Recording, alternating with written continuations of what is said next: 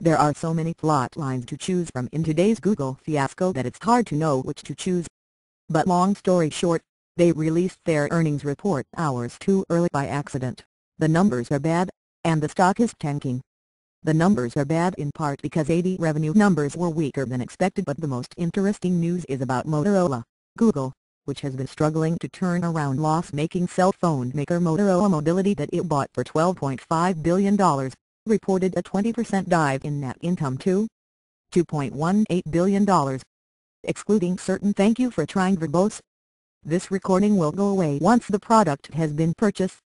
Items, it earned $9.03 a share, vastly underperforming the $10.65 analysts had expected, on average. There's a fascinating lesson here because the extremely costly Motorola acquisition was directly linked to Google's decision to launch Android as a major business venture. And it's pretty clear that when you account for the costs of the Motorola purchase, Android has been a pretty epic failure. And yet as a product it's an enormous success, the most popular smartphone OS on the planet, and even more than that a huge driver of smartphone adoption. We conventionally think of useful thank you for trying verbose. This recording will go away once the product has been purchased.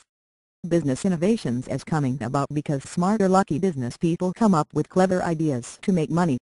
Lots of people got lots of use out of Microsoft Office over the years, and Microsoft also made a boatload of money. Android's not like that. It's been a boon to its many users and has helped Apple fans by reducing its monopoly pricing power, but it doesn't seem to have been a particularly wise investment.